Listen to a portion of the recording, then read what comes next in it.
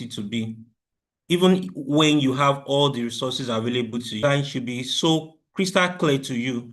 Every aspect of the research should be well laid out before you start the research work. So research design is like the framework on which your research works on. So if your design is faulty, then effectively you're going to have a structure that will be faulty, that would flatter at the end of the day. And that speaks to the importance of having a good research design before you start your research process. And that's what our lecturer will be speaking to this morning when she joins us. But before then, let's look back. We spent 7 weeks in this course. Let's look back at lessons learned and what are the key things you picked in the process so far, so that by the time, because at this point you are in your training in the fellowship program, once you get methodology right, once you understand what method is, all you need to do is to just have add-ons to it. Once you have a design, all you just need to do is to put the resources you have together and you have a manuscript at the end of the day. So at this point, we are at the peak of our training program. We need to look back and be sure that we really ingrain in ourselves the important message the fellowship program is trying to build in us. So what I'll do is I'll go, do I go randomly? No, I'll go in the order of MWH 001 to 020, asking you questions on important message, important things you've learned so far in the last 7 weeks. I do not expect anyone to repeat the same thing because I know you've learned more than 20 things. So sorry, I'm sure everybody can unmute, or you give them permission to unmute in the order of 001 to 020. Aisha, are you there? Kaidat, are you there? Yes, sir. Okay, can they unmute themselves, or you need to give them permission? I need to give them permission to Okay, so unmute. please give 001 permission to unmute so that he shares, maybe in 1 or 2 minutes, share with us key message, maybe just 1 or 2 message that you picked from the ethics training Okay, team. You can unmute now. Okay, 001, you can unmute. Team science, ethics, research question, and all that you've learned in this period. So pick one lesson you've learned and share with the house. We are going to be building on this going forward, so we need to know what you've picked. 01, over to you. All right. Good morning, sir. Good morning. Good morning, everyone. So, over the last few weeks of this class, I've learned first of all the importance of research. So, the importance of research is to add quality knowledge to the body of science. It's not just, the goal should not just be to do research. It shouldn't just be to do something from your corner without having credible sources. Yes, exactly. Yeah. Then also, I also learned that whenever you want to do research, and you should follow the normal and the proper ethics, which involves that you should do no harm. And then you have to also have it at the back of your mind that you intend to publish it in reputable journals. All So, right. So let me pick. Thank you very much, Emmanuel. I mean, you have a lot of lessons to share. So I'll just pick it from the first statement you made, which is to do research. The purpose of doing research is to have impact, but there's no way you can do an impactful research without having an appropriate design that will help you answer the appropriate question. If your aim is to answer a question and you are using a wrong design, you definitely get a wrong answer. And that's one importance of today's lecture. Thank you very much for that. 002.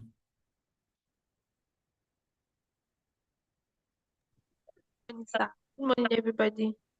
All right, so over the last few weeks, I've learned that research questions should arise from a research problem, and it should come from a problem statement. Like I should look around me and say, okay, what are the scarce evidence that there is? Are there poor evidence? Are there conflicting evidences? Then from there, I can generate a research question.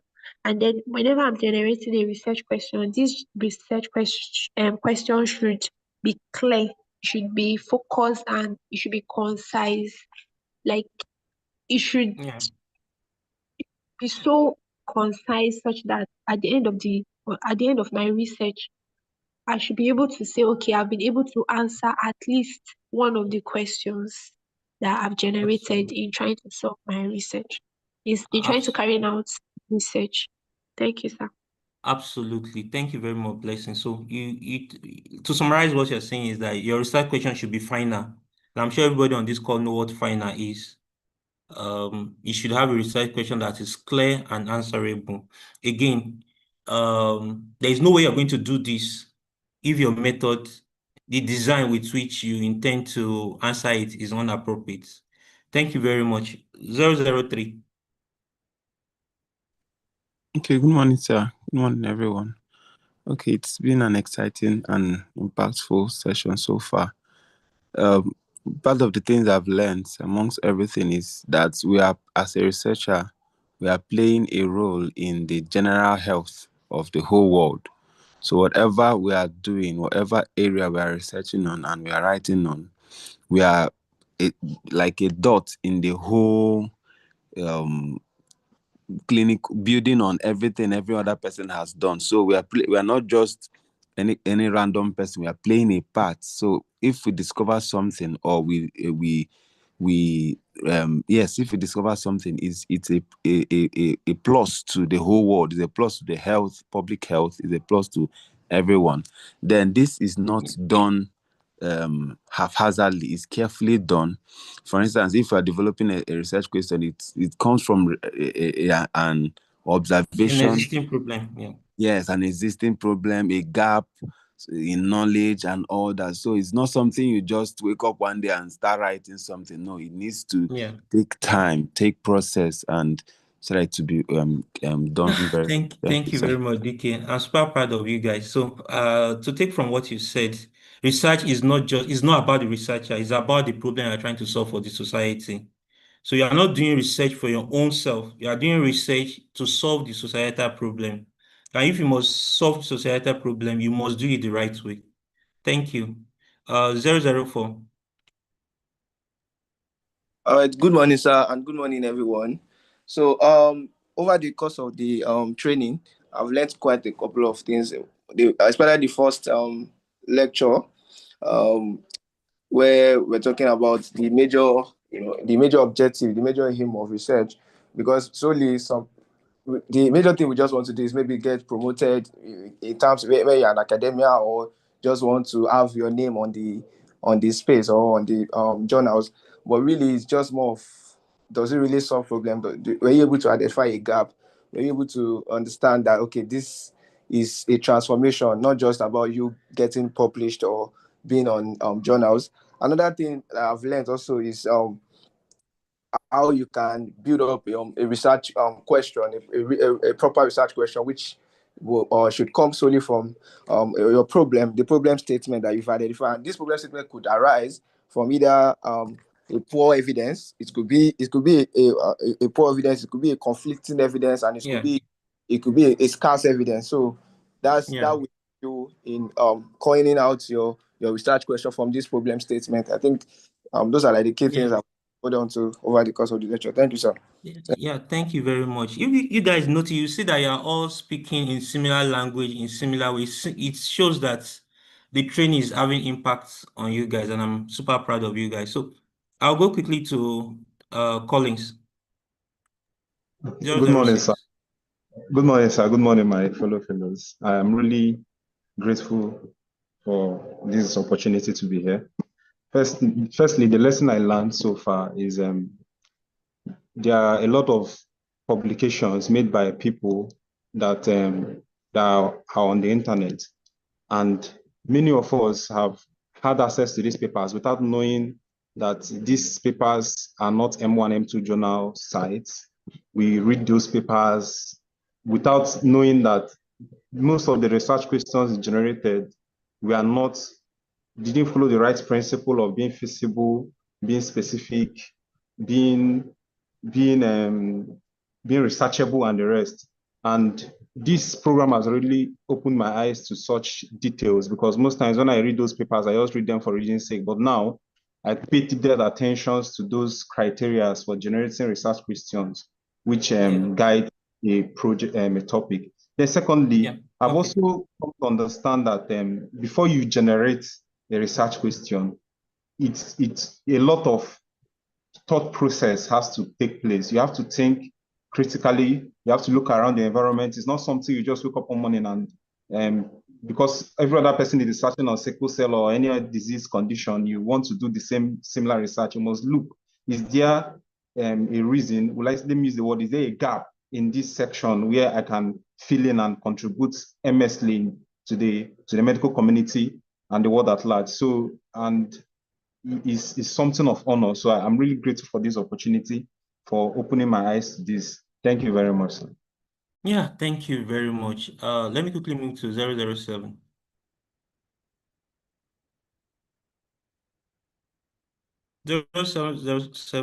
Is he on the call?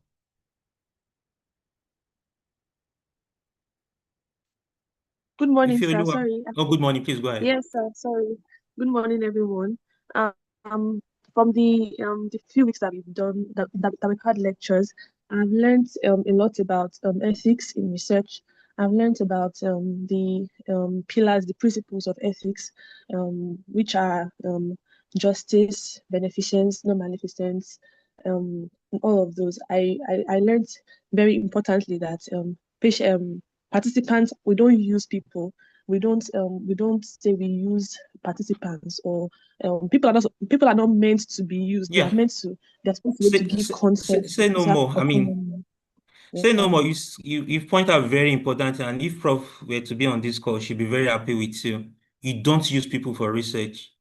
Don't make your participants use your participant for purpose of research. I mean, you do research to answer a question, so don't use people for just using them sake. Just like people in the past, like the examples we gave in the class of how people have been used for the purpose of research. Do it for the purpose of answering a question that will make societal good.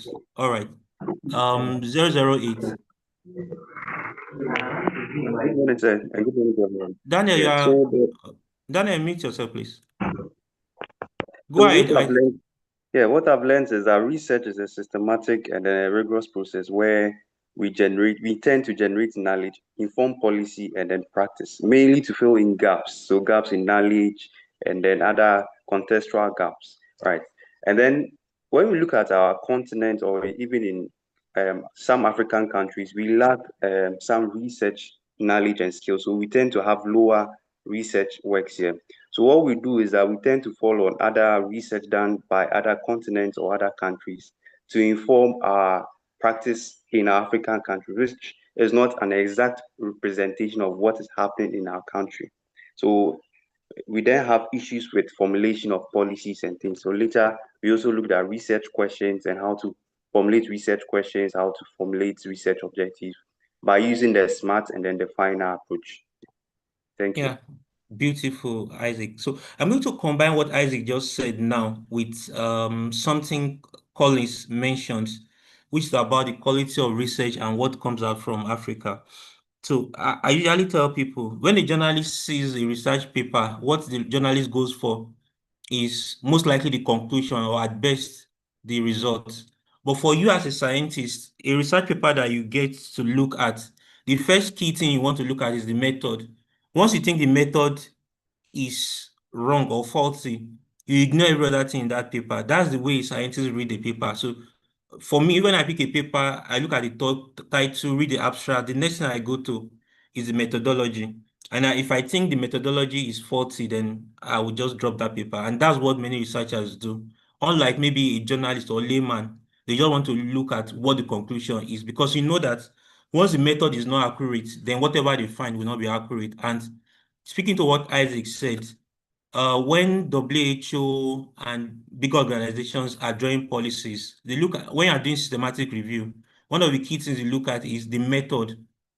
is the method good enough to avoid bias in different aspects? Some risk of bias will be assessed, and risk of bias involve you looking at the method that was used for the study. And once there is a significant bias, you're going to drop that paper. You're not going to use it for policy generation. So that's why one key thing we keep emphasizing in our fellowship program is learn methodology and use appropriate methodology, and do not go for shortcuts. Thank you very much, guys. I move to 009.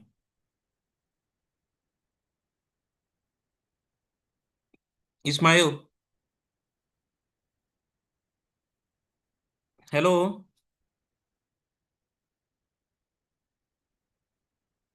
Ismail. So it will assume that Ismail is not on this call. All right. Daniel.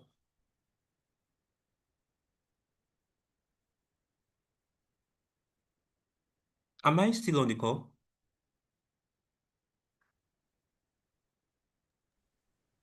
Yes, I are. Okay. Yes, I Daniel, am. please.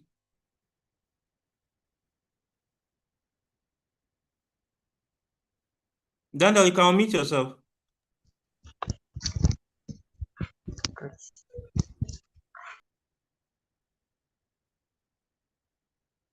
Hello, Daniel.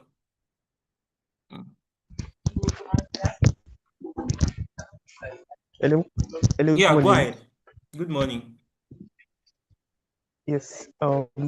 Sorry, I couldn't. So what I've learned in the past weekends is that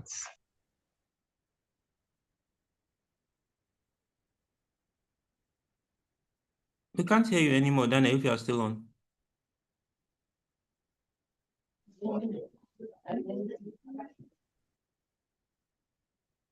Hello, Daniel. a research topic or an idea, we need to follow the final framework, which is we need to make sure it's feasible. It's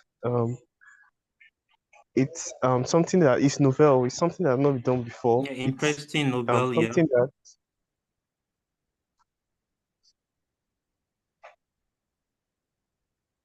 Yeah, yes. I So think I it's get your feasible. point, Daniel. So we don't delay so much. So you're talking about the fact that your research question should be final. Talking about it should be something feasible.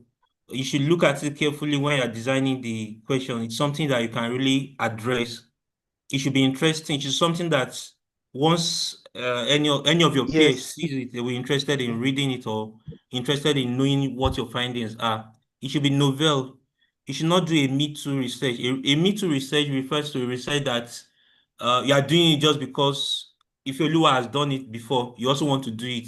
You also want to have your name that you're doing that research. Of course, it should be ethical. And we did a whole module discussing ethics of research. Then it must be relevant. You must be answering a question that is relevant to your society. Don't go do a research just because you want to do it for any purpose. It should be something relevant to the society. So thank you very much, Daniel. I think your network is not so good. That's why I just picked it from you. All right. 011.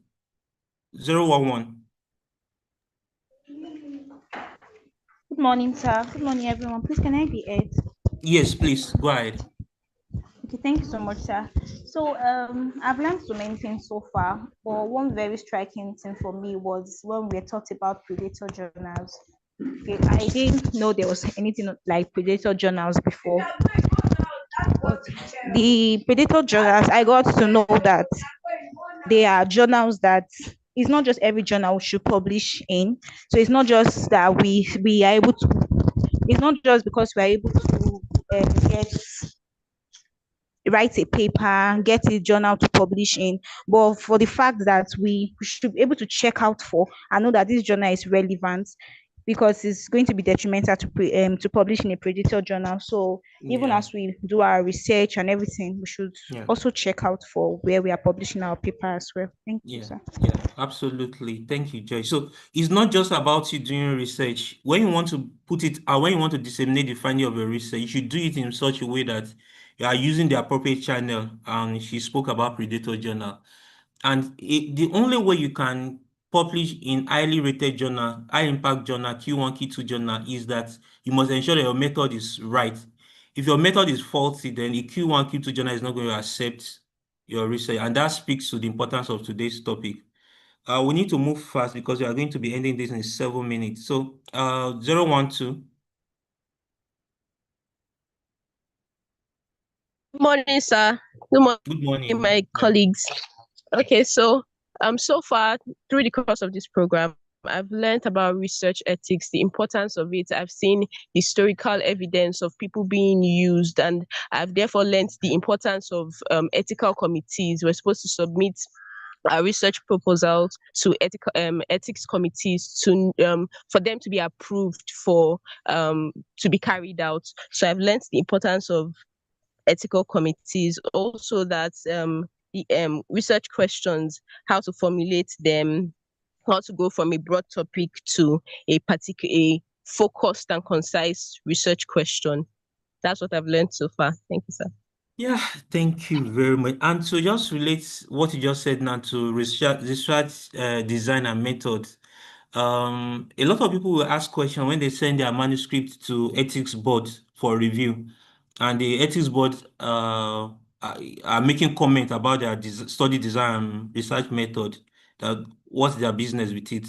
The truth is, if you are going to do a research and your design is not right, you will eventually expose participants to a study arm, because there is no study without arm. It can be minimal arm or other form of arm. So there is no study without arm. So if you are going to expose participants to arm in the study, for a study that your design cannot answer the question, then the ethics board have a right to tell you that this question you intend to answer cannot be answered by the design you've chosen. So you need to make adjustment to that. So when your ethics board review your research work and they tell you that the method is not appropriate, you should understand why they're doing that. Thank you very much, Amadi. 013.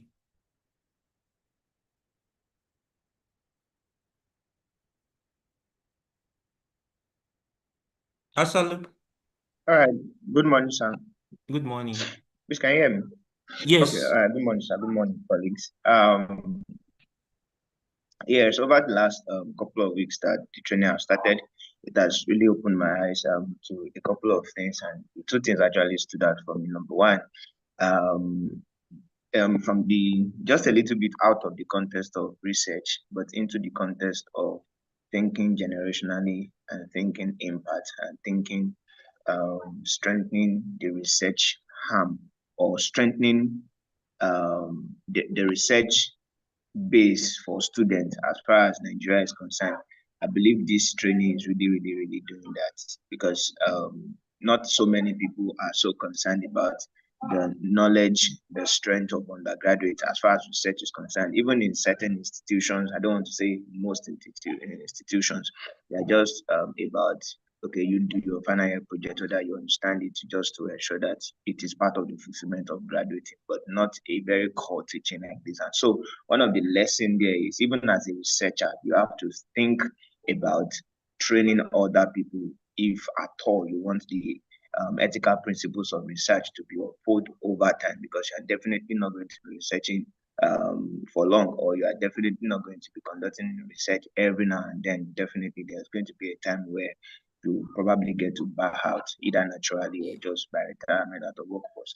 Then the second thing that stood out for me in this training is just taking a cue from the various research cases that we explored during Professor Okun's class, like the Nazi experiment, the chronic Jewish case, Jewish chronic hospital case. It speaks to me that initially and foundationally, research, or the concept of research, was actually built on blood, if I'm to say that.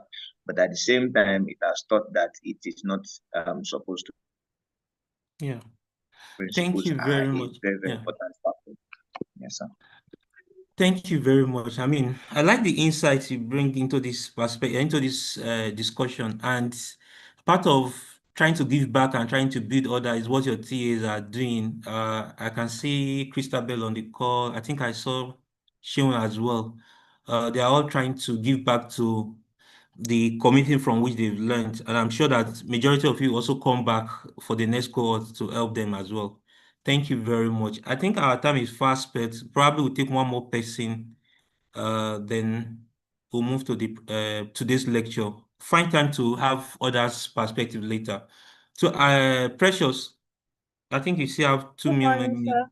Go ahead. Yeah, good morning. Good morning. Good morning, sir. All right. Good morning, everyone. Okay, so I've learned a lot of things, but I'll just point out the most important ones. And the first thing I learned is that research is not necessarily something you do alone. Like it has to be like a collaboration between different people. So we have the interdisciplinary, multidisciplinary arm. And then another thing I learned is that exposing your participants to arm is not just like exposing them to harm. It is also withdrawing the good from them. So she gave an example of maybe denying someone of like an anti-malaria drug. You're not necessarily like exposing the person, but you're also withdrawing what is supposed to be of benefit to the person. And then I also learned that research questions should guide your research objectives.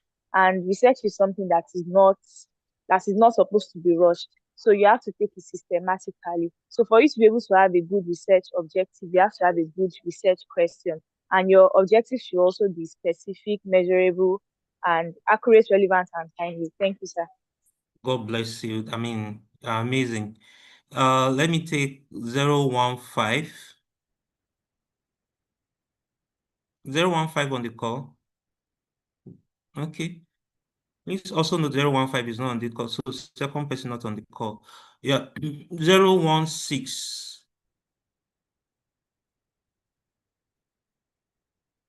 016, you can mute. Go ahead, Shamsuddin. Oh, good morning, sir. Good morning. Good morning, everyone. Thank you very much, sir. I've learned a lot like in the past few weeks. So one of them is that research is the basis for making a decision. So decision for changing recommendation in treatment is based on evidence from research. Like there is a new recent guideline for treatment of drug-resistant tuberculosis. And those new recommendations, they just don't come from anywhere. Like they come from outcome of a good research. So research helps in policy formulation and it must be done right. Also, research doesn't just come from anywhere. It comes from identifying like a problem in the society, a pressing matter in the community, and by making an effort to solve these problems, initially by making a problem statement from the problem. Also, research question, like develop research question and also research objective to tackle the problem. Yeah, thank you very much. Yeah, I mean, amazing. Um, and I would challenge you to go back to that guideline you spoke about. You notice that it is not all research that has been done on tuberculosis that you find there. They're going to select only those that have right research methodology to form that guideline. I can definitely bet you on that. And that's what is done for any of the guidelines you're going to see. You're not going to see any guideline that is going to use all those papers we published in or recognized journal. So, unfortunately, we will not be able to take the last two or three persons. Our lecturer is in-house and she's ready to take us. I'm sure you're going to have a very exciting 1.5 hours with her. Good morning, ma. Thanks. Okay, let me make you host, ma, so I can share your screen.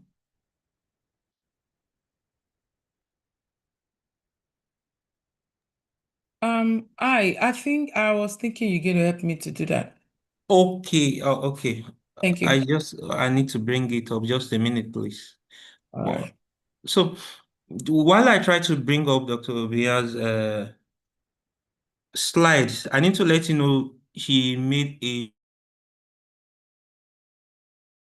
lot of sacrifice to be with us this morning. She is in the middle of 3 a.m. Am I right, ma?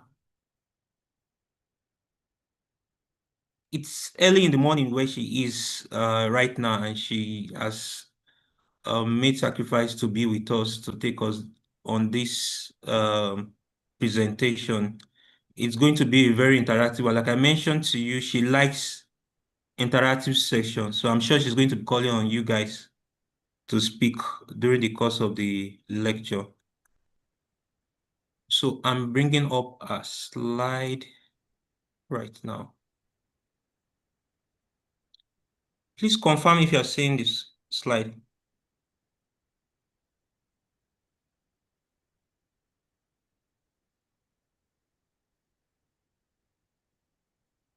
Hello, ma. Yes, I can see it. Okay, all right. So thank you very much, ma. Okay, can I start? Yes, ma. Over to you. Also, thank you. Good morning, everyone. Just give me Yeah, thumbs good up. morning. Give Yeah, me let's thumbs see your up. thumb. Yeah.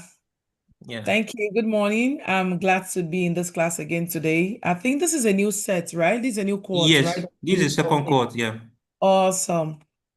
Isn't that beautiful? You've been learning a lot. This is what is called standing on shoulder of giants, you know, to jump over the wall and scale through things that your colleagues are still find daunting. You're already out there getting things done. So thanks to Dr. Kudus and shout out to Professor Ukbong for putting this together. And that is awesome. So my name is Mary Obion. I love just being called Mary. Job the doctors, job the prof. Just call me Mary. And I'm affiliated with Obafemi Awolowo University. I am associate professor in the Department of Demography and Social Statistics. But like I said, I'm outside in one of the North American countries. So in and out of Nigeria. But it's fine. I'm glad to be here. So let's dive in straight. And again, I need to apologize. I was informed the class it should be 8 a.m. Nigerian time. It's pretty, but we are here. That's what is important. So we're going to start, but before that, please let's stay back on the front slide. Yes, thank you. I just want you to drop in the chat anything you know about study design. I'll give you 1 minute, whatever comes to mind. Study design is a process. Study design is collecting data, whatever it is, just drop in the chat. I'll give you a minute to do that. So the floor is opened. Let the comments keep rolling.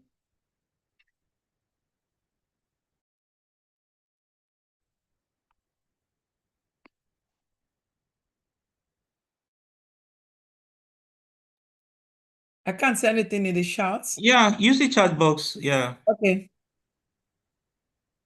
Okay. The structure in which design method is built on. Go on, go on, go on, go on, go on. You should be able to type fast.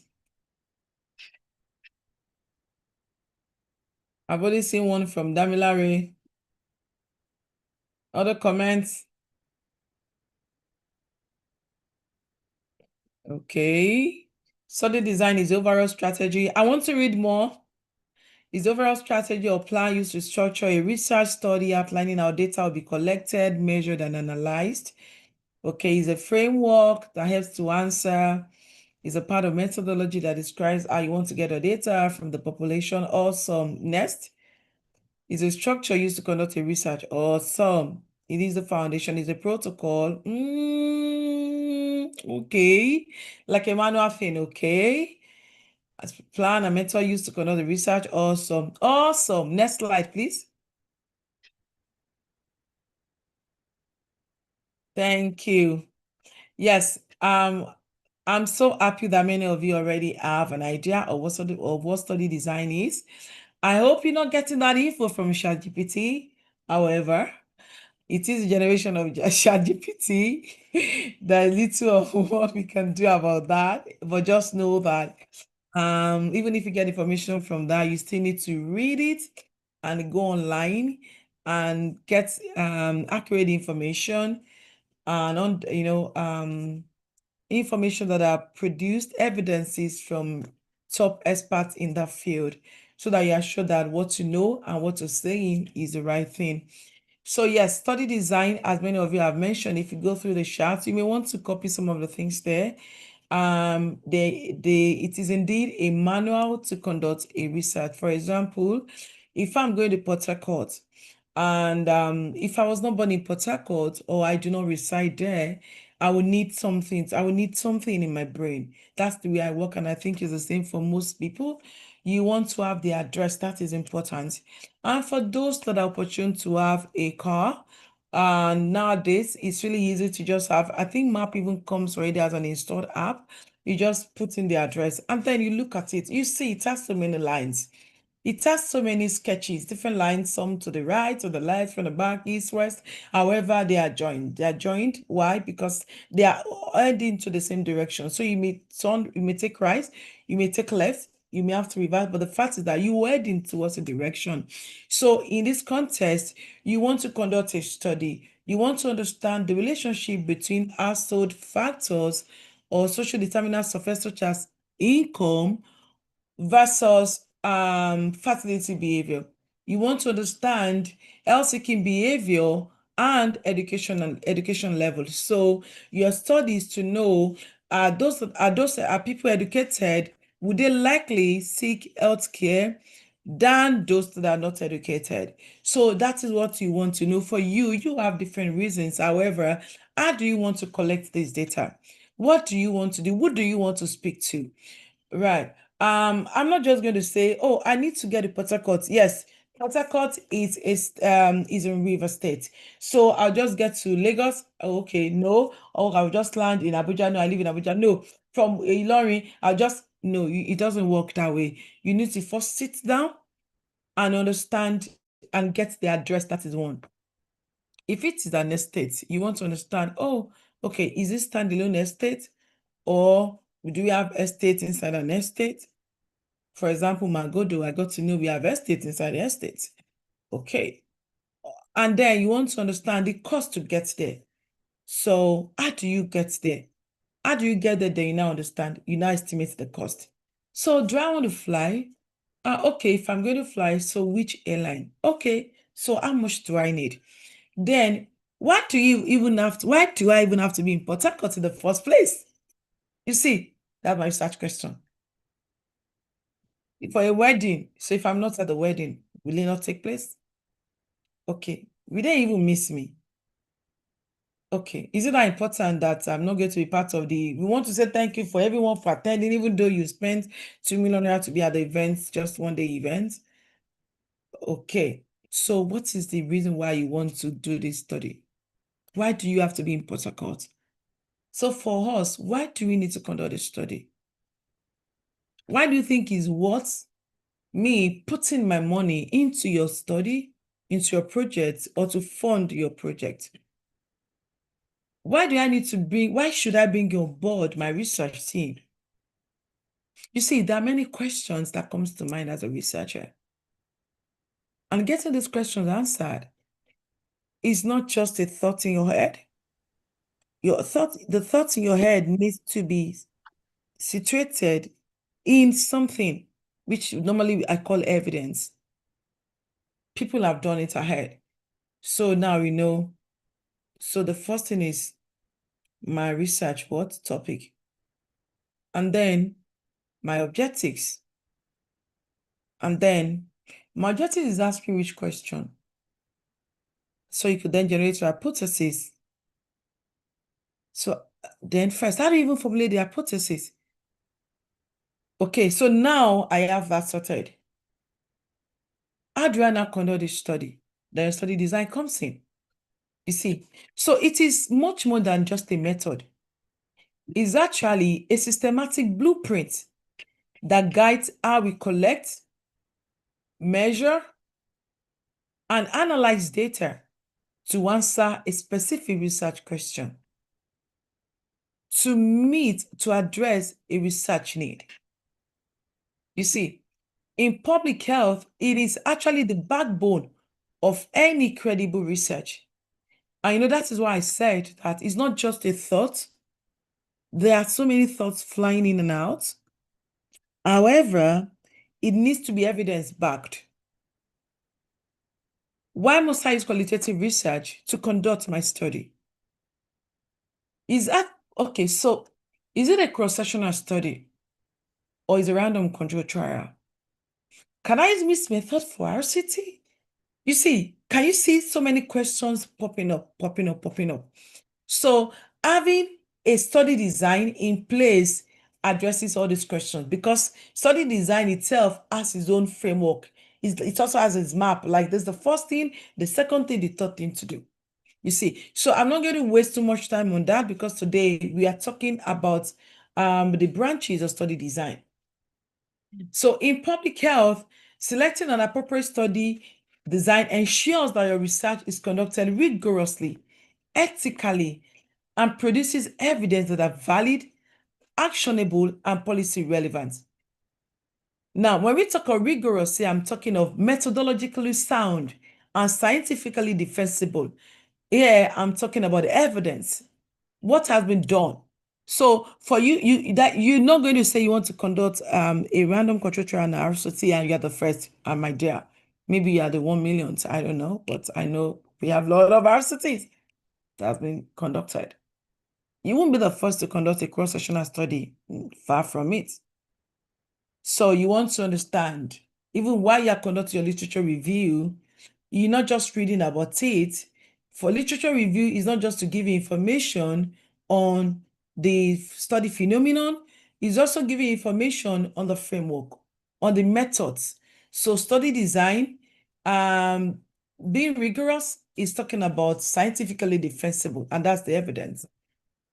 It needs to be ethically relevant, right? Ensure that the participants are protected and your findings are not misleading. So while you are thinking of a study and deciding the study population, you are thinking, are they vulnerable population? Who are the vulnerable population? Children, pregnant women, street kids, people that you know that have little willpower, to voice their opinion. For example, a maid, right? A maid may have the opinion, but how does it count? What does it say? What will she say when the master or the madam is talking? So in this context, you want to be sure that the rights of everyone is protected. Yes, it could be a little child, but the child will not be forced into the study. You need to get the assent of the child. You need to get the consent of the parents. You need to be sure that at any point in time, they can say, no, I'm done. I'm not. I don't want to do. I just don't like the question you're asking me. For example, I want to ask you, I want to understand adolescent social reproductive health. And so I'm asking, in the last 2 weeks, how many sexual, have you had sex in the past? First, you start with, have you ever had sex? And then he or she is looking at you somewhere, Nigeria. And she's looking, especially maybe someone is around, you say, why do you want to know? Oh, so it's because of the question we are conducting a study. Okay. No. Once it's no, that's it.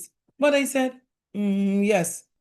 So in the past 2 weeks, actually, in the past 6 months, have you had any sexual experience or activity engagement? Yes. Okay, so which of the following have you? And you mentioned kissing, hugging, days, anal sex, and then she still answers this, option C. And then you say, how many sexual partners? Excuse me, I'm not interested again. No. I'm not answering again. I'm not answering again. You see, and you don't want to feel like, no, you must answer. Do you know the stress you took me to bring you on board? No, I need only 10 people. This you are number 2. You must answer. I cannot waste my time. No. Every participant their rights needs to be protected. They have a right to withdraw at any point in time, at any point in the study, even if your study is going to finish in the next 1 week.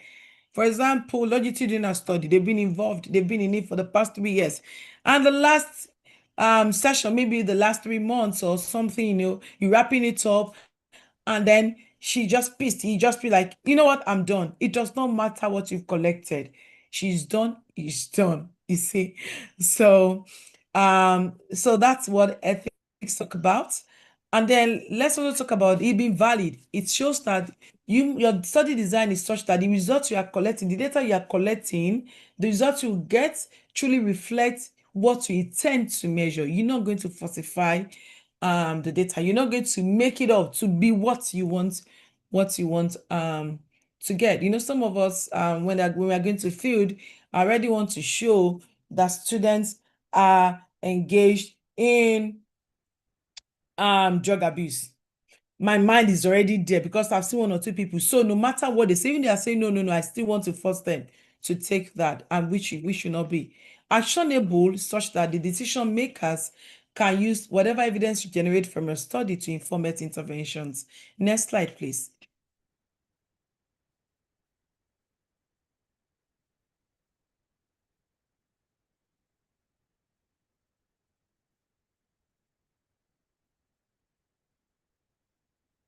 Hello, Dr. Kudus? Yes. It seems not coming out well. But how are you presenting it? It's showing very Okay. well. Here. I have choice of study design. Oops. Maybe Okay. it's looking different here. I don't know why, but it's shaped perfectly well on my side. Okay. So yeah, oh my God. Okay. Let me reshare. If that's fine. Yeah.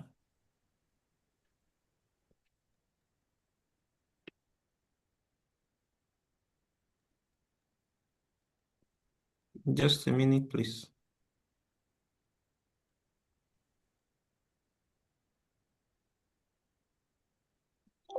Okay. Okay, just a minute. I think it will come out well now. Okay.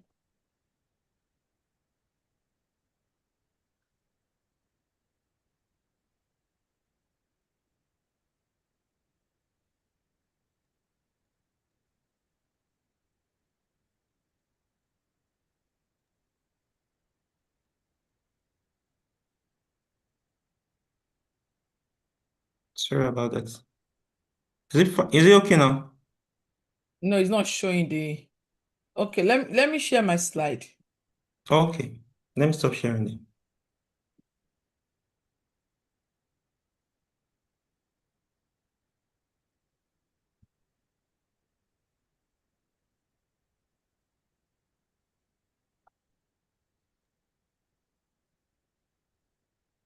Sorry about that. Okay, yeah, okay, fine.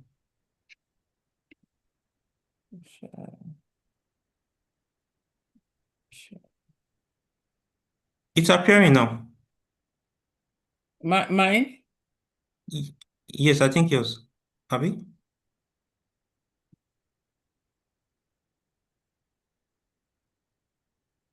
But not in slideshow.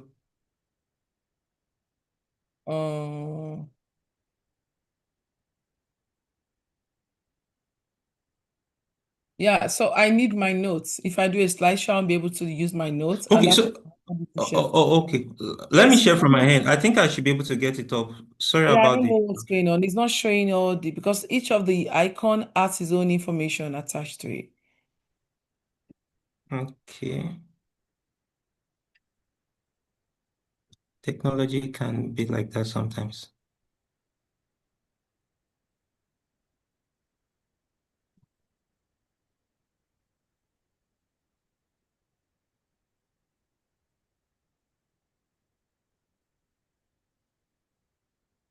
Okay, so let me continue while we wait for that. Okay. No, I still wanted to. I just don't want to keep them waiting and wondering what's going Okay. on. Yeah, you can continue. I will bring it up. Okay. So the next thing on the slide is choice of study design. Yeah. So there are many things that should influence your choice of study design. And the first of it is the type of research question. So your research question, is it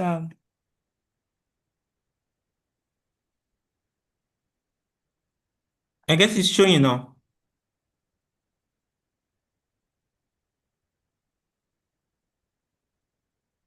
Hello? It's not showing. Oh, Okay. Sorry. We need to get this done. So I'll just okay. This is it. okay. Okay, awesome. So move on to yes. Yeah, so let's wait whether the information will come. No, the information is not coming. Let's train for the others.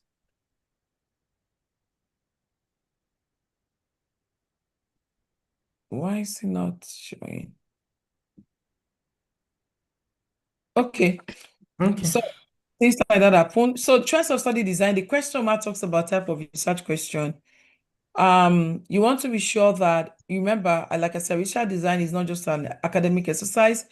It is a strategic decision. It is a blueprint that builds strong, credible evidence, which should be used to shape, to generate, or to design health interventions and to design effective policies, improves clinical and programmatic practice.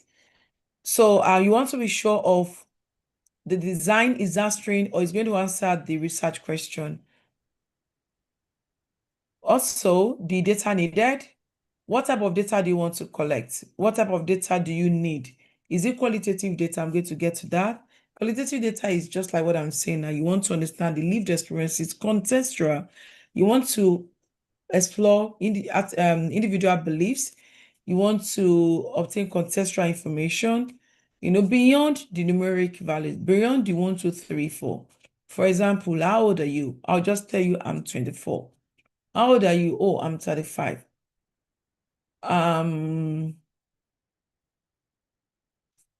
What do you do for a living? I'm a student. Okay. What's the household size? We are 6. And then I could ask you, please provide more information.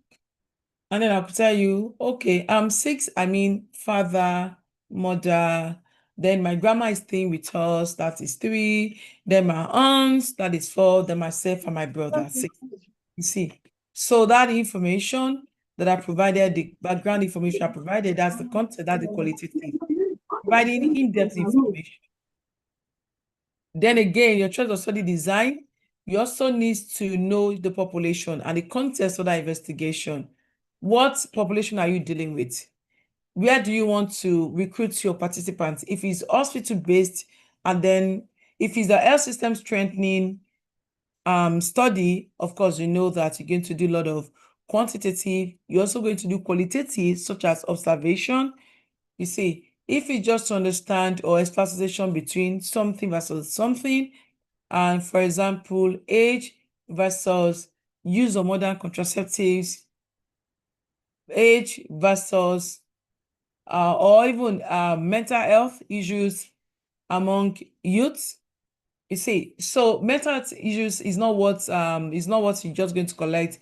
Do you experience anxiety? Have you ever had a social disorder? Can you say this? No, you need to have more information. So depending on the context and the population you are dealing with. And also, your choice of study design is also guided by the intended use of result. What do you want to use the results you are generating for? Is it for policy formulation? Is it to design a program, such as an intervention? Or is it to be a clinical guideline? So there are many things. If it's for clinical guidelines, you're going to have assessment, you're going to have health system strengthening. It's a policy formulation. Policy for what? Is it maternal and child health? Is it adolescent health? Is it, you see, now we have One Health policies. You understand? So that's so what kind of policy? Is it health policy? Is it economic policy? Intersectoral policy? So what do you need your results for? All these factors needs to be fully considered for your choice of study design. Next slide, please. Okay. Next slide, please.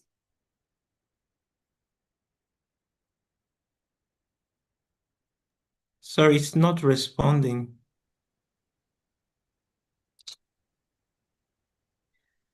Oh. Just a minute, it's rolling.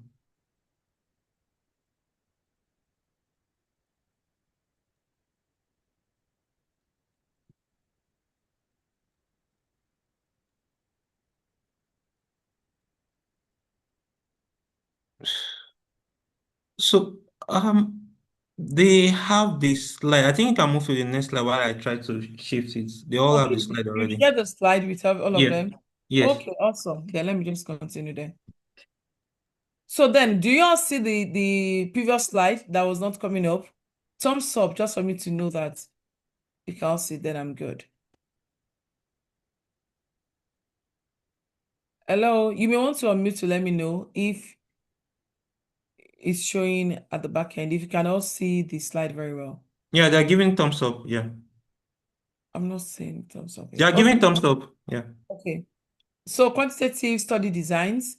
So for study designs, we're going to look at three approaches. That is one, quantitative, qualitative, and mixed methods. So I'll just provide a brief overview and then we'll now go to each in depth.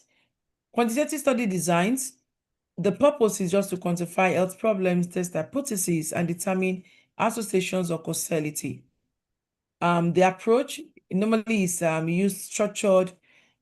often structured using surveys. It could be interview administered, it could be self-administered, health record, like I mentioned, for health system strengthening, but medical testing, or surveillance, right? When do you use quantitative study? When you need to assess prevalence, when you need to estimate effect sizes, when you need to test interventions. For longitudinal study, for intervention study, you want to know before the intervention, that is pre. After the intervention, during the intervention, you also then after the intervention. So now you would have collected data at three intervals, right? Pre, during, and after. The after could be it could also be immediately after 6 weeks. It could be 12 weeks after, then 3 months or 6 months, some 1 year, depending on what you want, depending on what you are looking for. So at these 3 time intervals, then you do the analysis. You understand? You measure the impact. Also, for vaccine trials, for surveillance studies and population-based studies, or community-based studies, all those ones are usually questionnaires, which also could be conducted online, telephone. There's so many methods of collecting quantitative data. Next slide, please. For qualitative study, the purpose, like I mentioned earlier briefly, was to explore perceptions, beliefs, behaviors, and other contextual factors affecting health. This practically is just to let you have more information, in-depth information on what is going on. So now you already have the numbers, but now you want to know what is bringing up the numbers. What are the factors affecting the numbers? For example, during COVID-19 issue, during the COVID-19 pandemic, despite the vaccines, people are not taking it.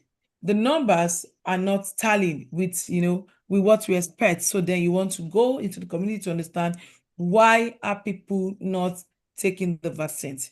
Even we have some doctors, medical practitioners, also the service providers that also opted out of taking the vaccine. Then why? Religious beliefs. My pastor said it's going to be the mark of Antichrist.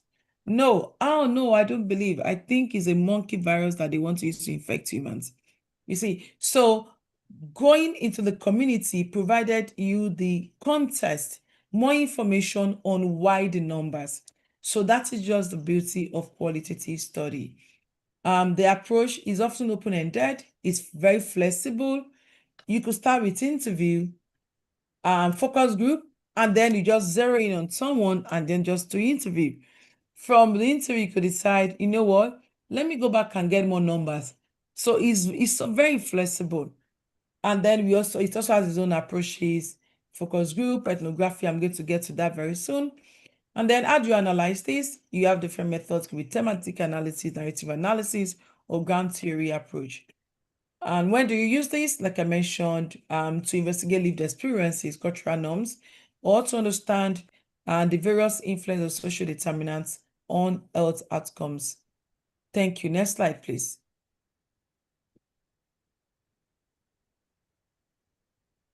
Dr. Kudus? Change. Oh. So sorry about this. I don't know what's happening. It's changing on my own end.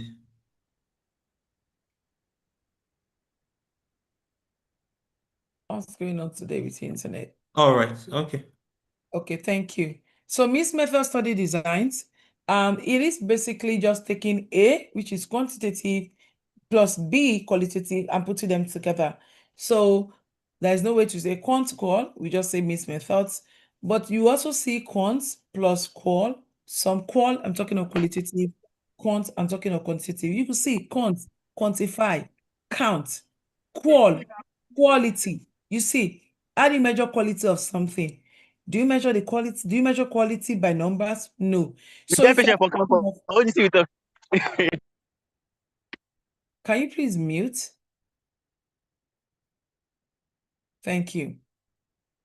And so if you're thinking of the best way to just understand these things and get it, into your brain and just get it to stay, just put it into context, right? Get quality information, which oftentimes number will just tell you the trend or show you the pattern, but it will not give you the background information that you often need to explain the numbers that you have. In benefits of mixed methods, it's because it provides you a comprehensive understanding of the phenomenon or of the health issue. When do you use this? And when your question requires both statistical evidence and contextual understanding. For example, talking about the COVID-19 pandemic, that gives us a beautiful example, such as evaluating how and why an intervention works. So before we're talking of students are no longer studying, students are now having low grades. It's actually across board. A lot of information now, evidence is coming out. And so why are students not getting such high grades as before?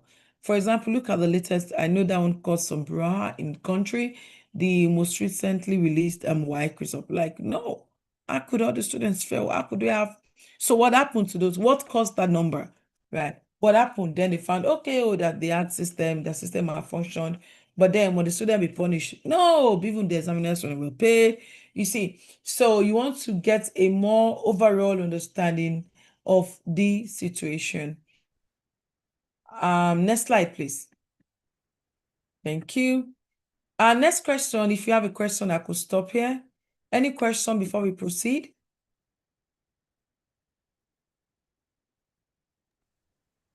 Okay. Any question?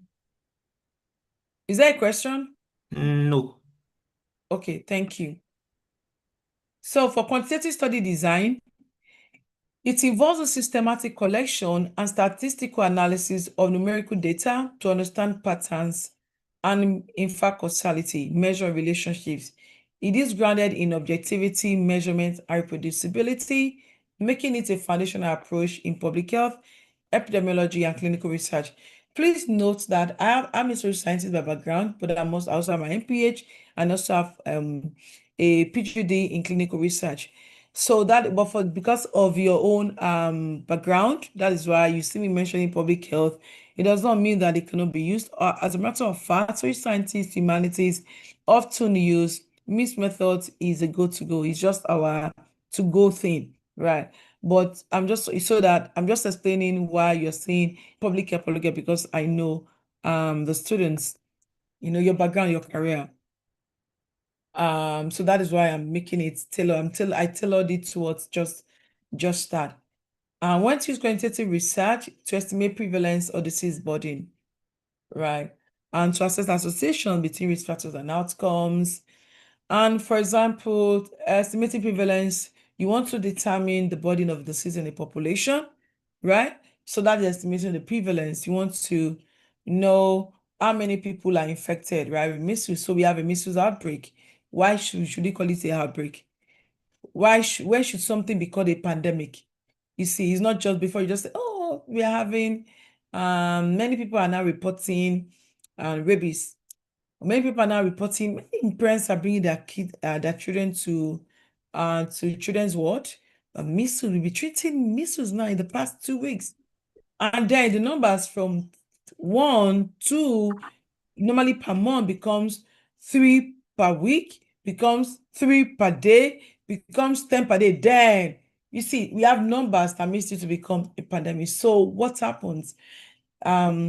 Then assessing associations, you want to understand this versus this, like smoking and lung cancer. Even though they always write on the cigarettes, please know that smokers are liable to die young, but they still smoke. And some will tell you, my grandfather had been smoking, my father smoked till he didn't die until he was 98. So that's not true. You see, however, so testing associations, you want to ask between risk factors and outcomes. So that's just a bit of example, smoking and lung cancer. Or now we're talking about wash, sanitation, to diarrhea disease, you see. So that is on associations. You want to evaluate the impact of interventions or health policies.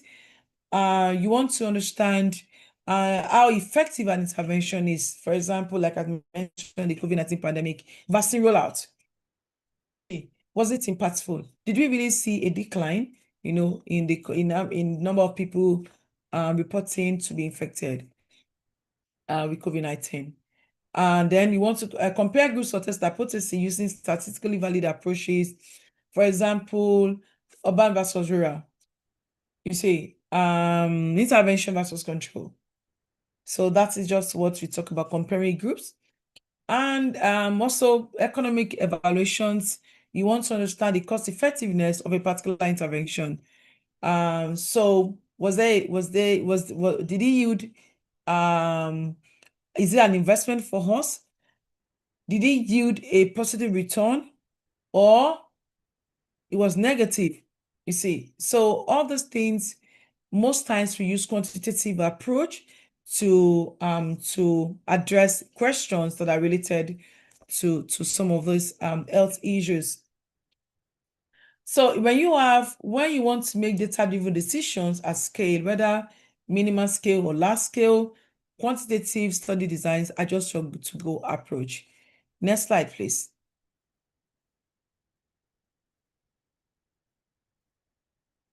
Thank you.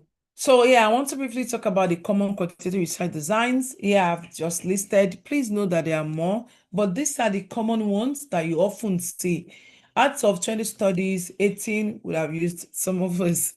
Cross-sectional studies, in fact, 10 we use cross-sectional. Core study maybe 3. In fact, 12 we use cross-sectional, 2 core studies, or 3 core studies, 1 case control.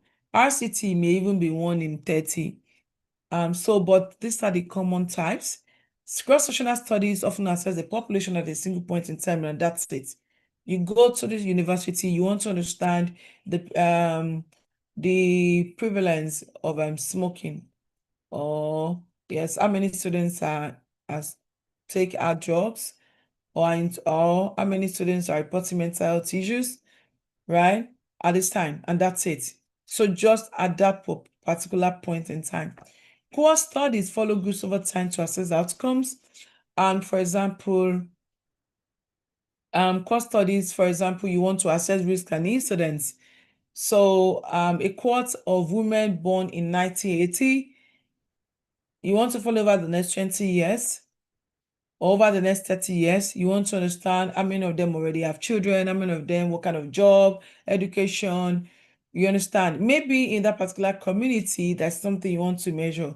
And then over the next 40 years. So you see, like I said, everything it boils down to what you want to know, what your study is all about. And so core studies, they follow over time to assess risk and incidence. Case control studies compare individuals with and without a condition to identify risk factors.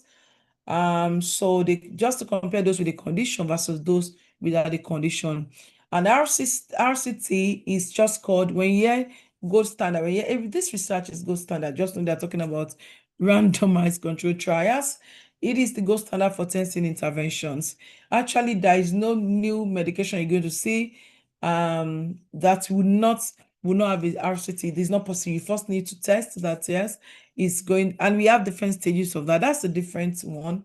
And there is no time, will not permit me to go through that. RCT itself, it can take us 2 months, 3 months to understand how it is conducted. In fact, the ethical part of it will even take like a whole 1 month to understand, to read.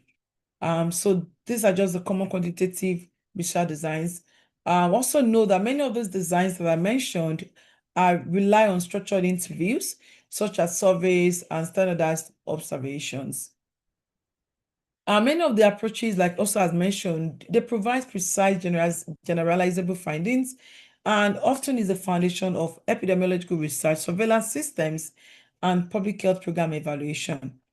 For example, you want to track HIV incidents, you want to evaluate a vaccine rollout, you want to calculate the cost effectiveness of a new policy, right?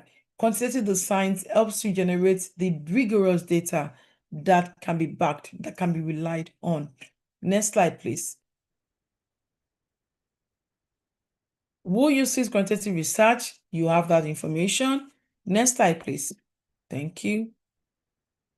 And the strengths, as I mentioned earlier, its findings can be extrapolated to broader populations. For example, I think the most common one that I mentioned there is what we call demographic health surveys.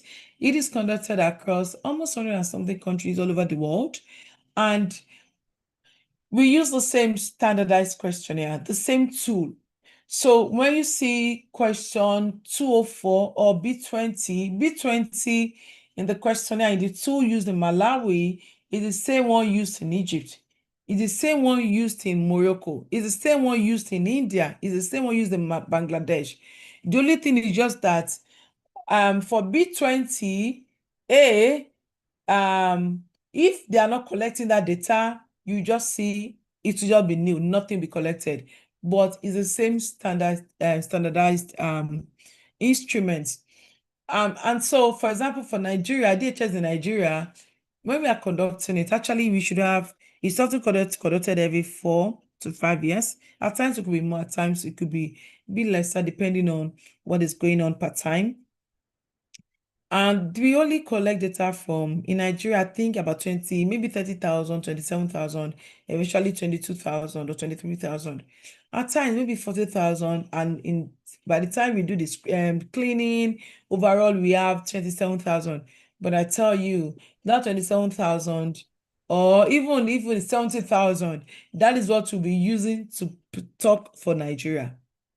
So if I want to say, oh, in Nigeria, the prevalence rate of adolescent pregnancy, that's why you always hear that adolescent pregnancy in Nigeria is 17.2. You're wondering, how do you know it's 17.2%? Because of the HS data set, right? So it's just a few population, sampled population. But remember, I mentioned rigorous before. For quantitative is rigorous. And so even to derive that sample followed a process, followed a systematic procedure. This is, I want to use systematic random sampling. I want to random sampling. I want to use this sampling method. So every step you take is systematic. This must equal to this. So by the time you follow that process, then we can say, yes, the evidence we generated is quality. We can rely on it. And so because we have this, then it can be generalized for the entire population. That's one of the core key strengths of quantitative study design. And again, like I mentioned, statistical rigor. Oh my God, it is so rigorous. You can't use t-test where you should use p-square. You see, so you can't use chi-square where you should use ANOVA. And even ANOVA, you can't use one way where it should be two-way ANOVA. You see, you cannot, so your independent variables needs to be clearly explained. How do you want to measure the independent variable? Oh, are these your confounders or intervening variables? Or are these just concession? So how do you even determine that this is a confounder? But it could also be the determiner. You see, so many of those things needs to be clearly defined, and so it is statistically rigorous for quantitative design. And it's also one of the core strengths. And that is because that is what makes your evidence valid. That's why you can say, this is what I've connected my study and I can back it up. And I tell you, when your study is rigorous, when you follow the due process, your study is replicable. It's reproducible. Anywhere, if someone picks up my study and say, I want to do this same thing in India, and read my published work, maybe downloaded from BMJ or BMC or from PLOS ONE, and say, okay, exactly the methods that Mary Obiyo et al. Followed is what I want to do. I tell you, they should be able to get the same reliable results. Of course, it's going to be different figures, right? But it is reproducible. And again, it's scalable because remember I said that if you followed the sampling procedure, whatever evidence you generate can be applied and is suitable for entire region, state, region, or national, even global level health monitoring. You imagine how they are saying Nigeria versus South Africa, this is what is happening. But they didn't ask me question. But they didn't come to they didn't come, mommy, did someone come to your house to ask you about measles outbreak? How come they're not saying that Nigeria is this versus South Africa? Yeah, because a sampled population were selected, they were asked questions, their data was collected, analyzed, evidence was generated, and so that can be used to present for Nigeria and again across the globe for health monitoring. Objectivity, it reduces bias through measurements and controlled comparisons. See, the many strengths mentioned there are very useful, especially when you want to track the disease trends, when you want to evaluate public health interventions, and also to inform large-scale policy decisions. Next slide, please.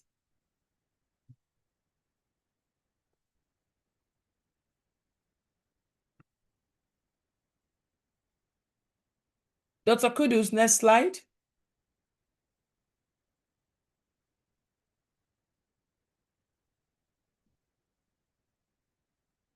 Hello? Okay. Hi, Dr. Kudus. I'll just continue. So sorry, I'm coming back. My network is just bad this morning. So bad, sorry. It's fine. So we are involving trends in quantitative research. Please note that things are changing over time. Now we have big data analytics and real-world evidence, and these are increasingly used to generate timely insights. For example, ChatGPT, AI-powered tool. AI-powered tool are also now used for analysis, such that they give you timely report. They give you immediate results. Right now, as you're collecting data, they're checking across board what is happening in Pakistan versus what is happening in Bangladesh, what is happening in Nigeria, what is happening in Ethiopia. From one coast to the other, it can give you a timely insights. Digital health tools support real-time data and also remote monitoring, adaptive trial designs, allow for greater flexibility in intervention research, and also integration with mixed methods. It helps you to get more interpretation of the context. Next slide, please. And now let's go to qualitative study design. Any question on quantitative study design before I move to quali?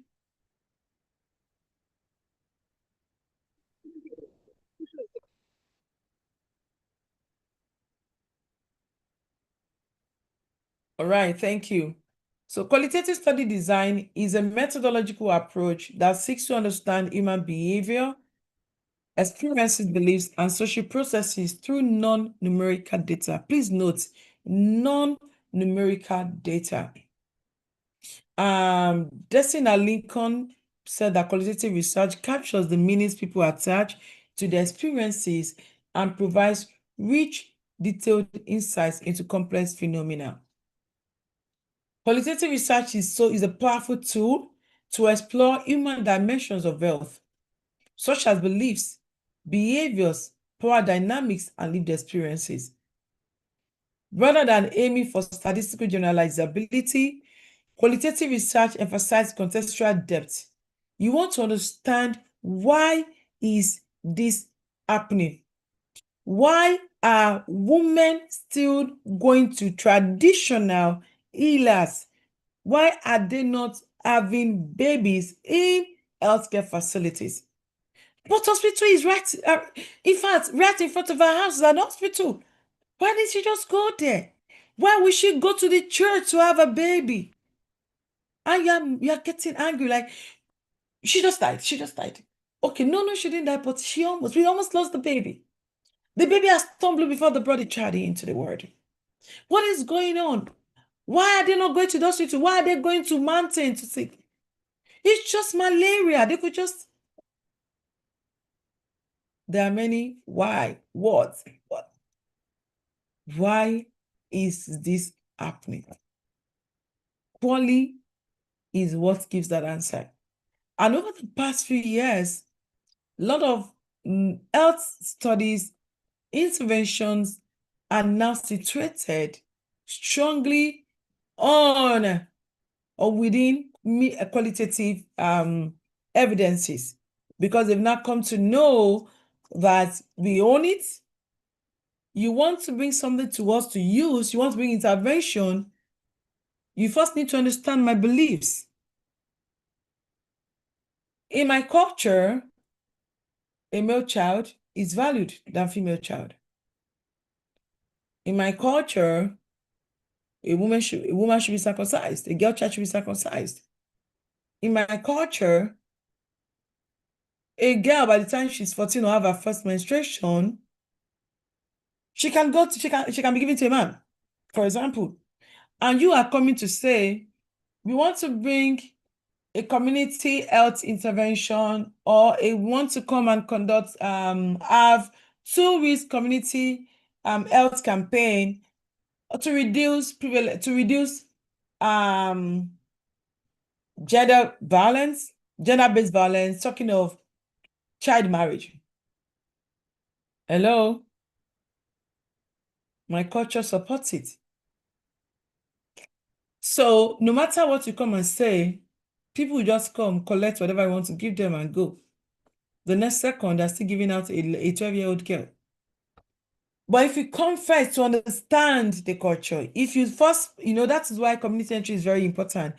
Using gatekeepers. If you first understand what is going on in that community, then before you even go to the community, you first go to the leaders, the religious leaders, the ballers, the sheikh, those are the people you first talk to, the women leader.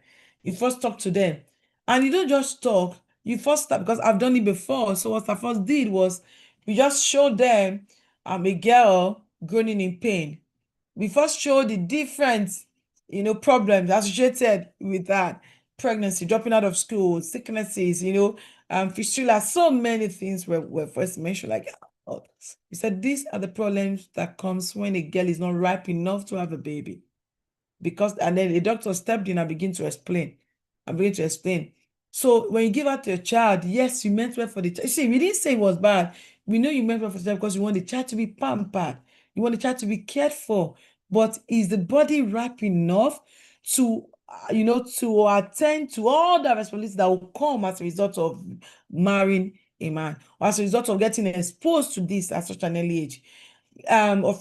This is the age, biologically, this is the age that a child should get to before he or she could do this.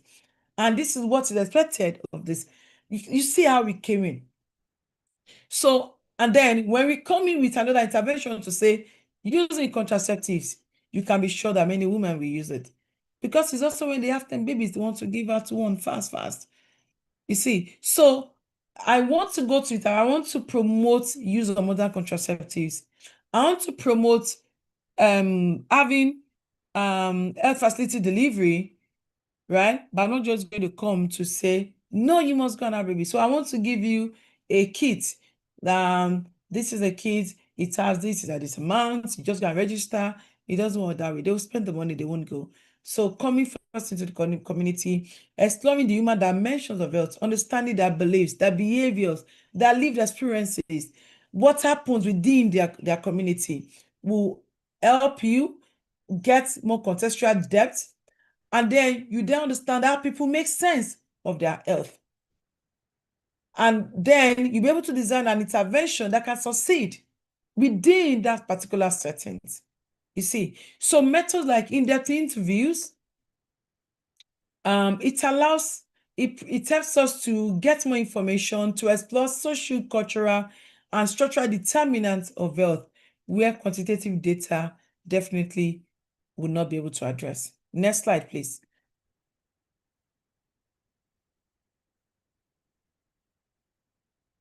When and why to use qualitative methods: to investigate new or under-researched areas, to explore norms, power relations, to understand perspectives, attitudes, to evaluate community-based interventions, to design culturally relevant programs.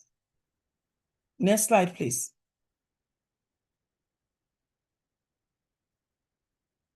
And so let's talk about common qualitative methods.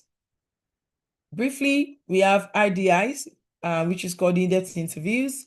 We have FGDs, focus group discussions, ethnography, participatory methods, digital ethnography. So IDIs is oftentimes when we have one-on-one conversations to explore personal experiences and beliefs. So IDIs, they are semi-structured. They are interviews, but not structured, because when I ask you a question, as I'm responding, I'll most likely pick up another question. Yes, I have a guide. There's something we call IDI guide. This is what I would like to know. So I have a question, I'll say, ask this question, then probe further with this. Ask this question, probe with this. So I have that. That's my guide. However, when I'm talking to you, so why are women in this community, not having health fertility deliveries? You see, and then she's talking to me. He said, oh, it's not that, so people use money. But even at that, that clinic said, they're even not, the place itself is dirty. Then that matron can shout on someone.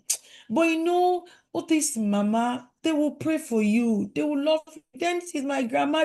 In fact, she's one that gave birth to, that supported my mommy, supported my auntie. You see. And then you're talking, oh, okay. So you mentioned your aunt, you mentioned your mom. So is this woman related to many of you? How many years do you think she's been in operation? Or then do you have an idea of other reasons why you think women are going to a place to have babies rather than going to the health facility? You see, I'm getting my new question from our responses. So it's not really structured. And again, it also helps you are motivated, right? You get to love far-reach information with idea, because you just focus, you zero in on the person compared to FGD. I'm going to get to that very soon. It's very useful to understand personal narratives. For example, on sensitive topics, if I want to ask questions, I want to do a study on GBV, I'm not going to make that FGD. If I want to conduct FGD and my study is on gender-based violence, I'm going to ask general questions. I will never ask, have you been abused before? I will never ask. No, that is a one-on-one question. Even the one-on-one question, you would have primed, would have been priming the person with some questions, and then you get to, have you had such an experience before? Someone close to you. In fact, we first say, do you know anyone close to you that has such experience? Oh, yes. Many times on very sensitive topics such as prostitution, sex trafficking, intimate partner violence, incest, we don't ask direct. We ask third-party questions. Do you know someone? Is there a friend of yours, a close relative that have reported being abused? Maybe sexually abused, or reported being raped before? Oh, yes. That my cousin. Yes, I have a friend though. She was gang raped. It was very bad. You see, oh, I have a friend, or my aunts, or most times, then when they are talking, because I've done it over years, when they are talking, once they open their mouth, start talking, I know they're not the person, because their emotions will switch. At the point they'll become very quiet, and then you say, oh, it's okay. Oh, the person must have been very close to you. I'm so sorry. It's fine if you don't want to talk about it. It's okay.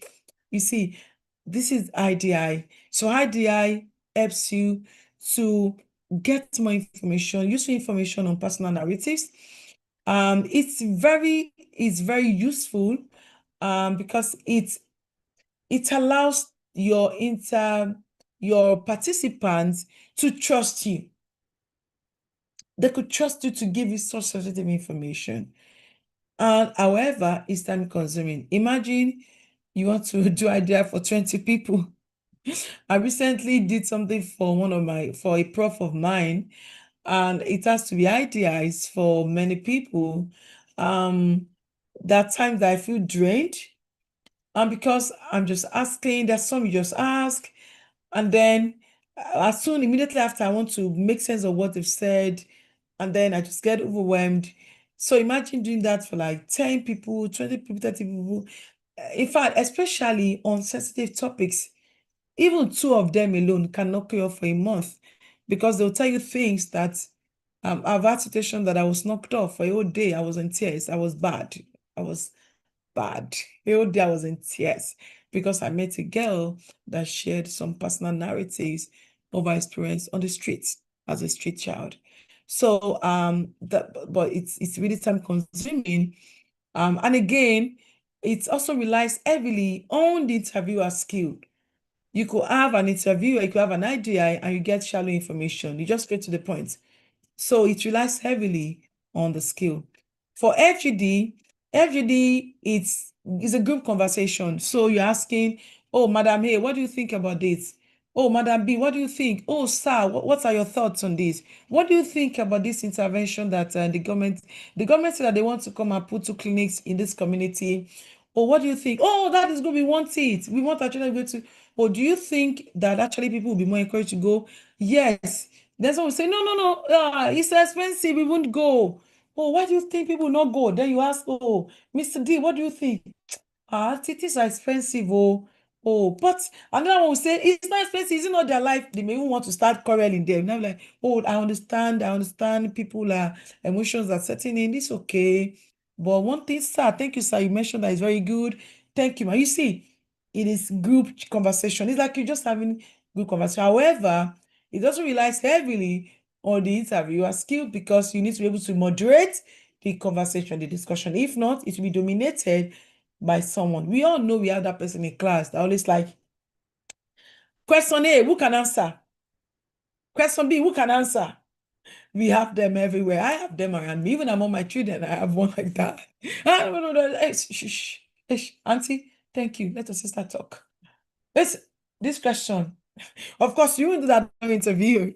You just get during the discussion, you just be very politely said, Sister T, thank you, Sister T, because we don't call them their real name. We ask them to give a name they like. Oh, Sister T, I see that you've not spoken, so you didn't answer the question. So could you please speak to my next question? You already look for those that are shy, that are not talking. And then you say, I'm sorry, ma, before you speak, could you let me, ma, you get to speak, ma, but could you let me allow Mr. what? Mr. Shine. Thank you, Mr. Shine. Please answer that question. Then, ma, you can speak. You need to be able to moderate it. However, it's also very powerful because you're able to capture dynamics, various perspectives at the same time. So instead of having 20 interviews, even though idea to give me a very rich information, or 7 interviews, it will give me more, but FGD, I can get, people's opinions at the same time, all within 90 minutes, at most 100 minutes, right? So like I said, the limitations, we have dominant voices. Again, also as I mentioned, is not suitable for sensitive topics at all. And it also relies heavily on the skill of the interviewer. Participants' observation, talking about participatory methods, are often used for system strengthening. And for example, we have what is called, at the time we had adolescent health clinics, and then you get there and this auntie is looking at you, ma'am, can I help you? Yes, my name is Mary. Yes, please go straight to the point. What is that, ma'am? You don't know why you are here? Okay, these are services. See what we do. We encourage people, we give you condoms, we tell you, don't do this. These are the things you should, different facilities and services available. You need help, support, you want to talk to a provider, these are the numbers. I'm like, oh, okay, thank you, ma'am, but I want condom. Hey, how old are you? I'm 18, 19. I'm 20. I'm not university. Is this what a parents hospital do? So and you're getting reports. So for that situation, in health system strengthening, participant observation is very good. You just go in, especially in maternity wards. I know they do that one a lot. Someone just come in as a pregnant woman, or even if some people are 4 months, it won't even show. Just come in and sit down. You even take number. You want to see how whether they will shout on the pregnant people, please sit down. When people are doing it, you don't know it's sweet. Those are I myself have heard that before many times. I've witnessed some terrible, I remember there was a time that I was at the clinic to have one of my babies, and even me pregnant, I was fighting the doctor. I got off from my bed. If I know only me, 2 pregnant women got off from their bed to go and say, Matron, send the doctor away. Send him away from the ward. We don't want him in the ward. That night, it was a little continua because he was speaking in a very demeaning language to that very young girl. I think she was like 17 that was in labor. So she was admitted because you need to be some CM before they move you to the place where you have the baby. And he was saying some things. I couldn't take it. It was bad. And then as I was getting up, the woman was saying, Matron, what out? You see, so in that kind of situation, observation becomes very handy. And not just that, it also helps you, it also helps researchers to immerse themselves in the community to observe practices. It helps you understand cultural practices. Like I mentioned, it helps you understand care delivery, patient-provider interactions in naturalistic settings because they don't know that you are there to observe them. It reduces bias from self-reported data because you can see real time what is going on. And it also helps you to triangulate data. So for example, you have the IDI, you have the survey, and then you have the observation. You put the 3 together. So it's like an added. It brings an added value to data and makes your evidence really trustworthy. Limitations is that it's time intensive and it has a lot of ethical concern. That's one of the strongest limitations of it is that a lot of people say, no, you can't go into a setting without letting them know you're coming. But once you inform them, of course, you know that at times you've lost it. When they know someone is coming to observe them, they're going to behave so nice. Oh, how are you, auntie? How are you doing today? They're going to say, oh, that. Meanwhile, if they're not informed, you most likely see them in the natural settings. So those are the common ones. Then ethnography is often a very long time. Ethnography is a long time method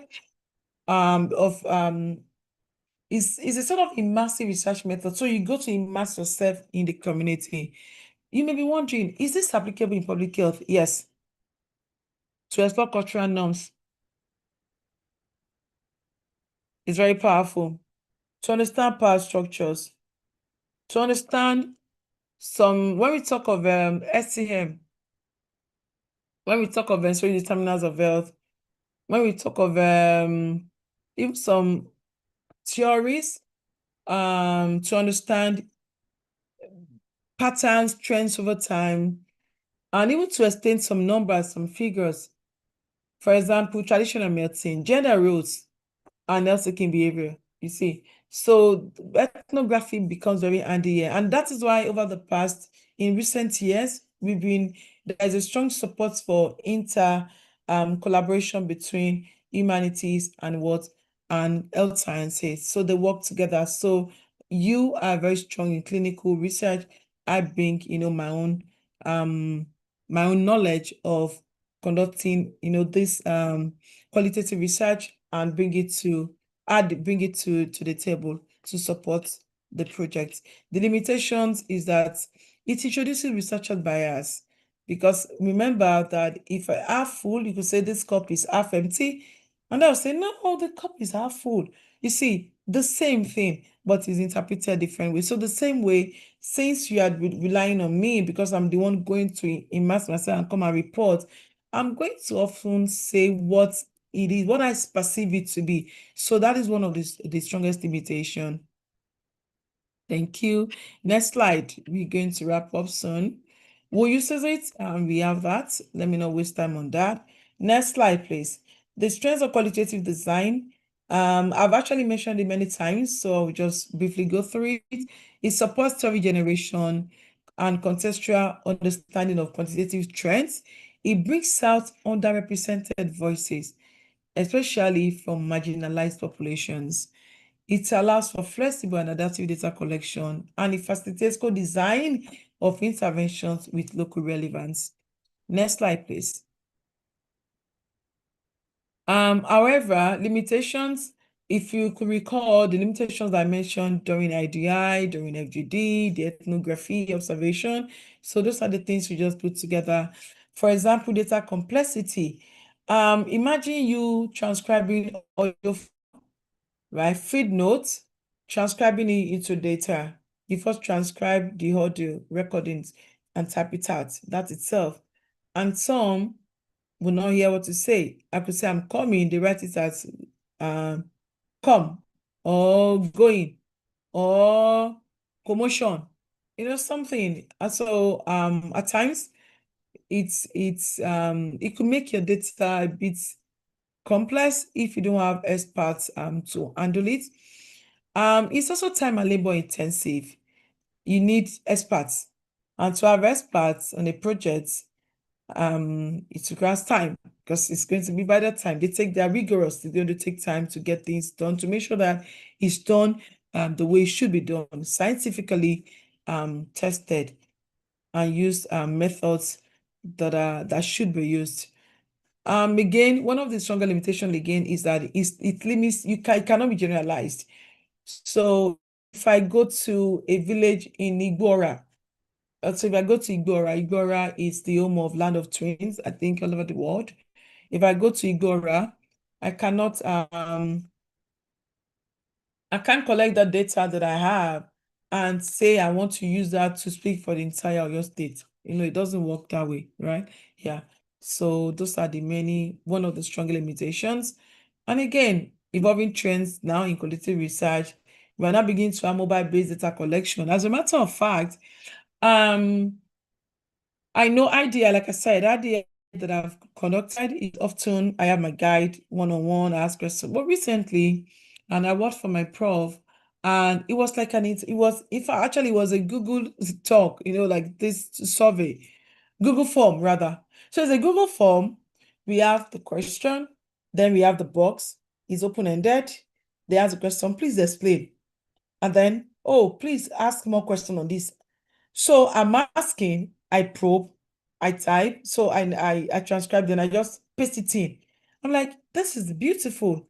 It's like I'm having my IDI in a structured interview format, but not also like mixed of structure, and it's a way that, like, actually I like this.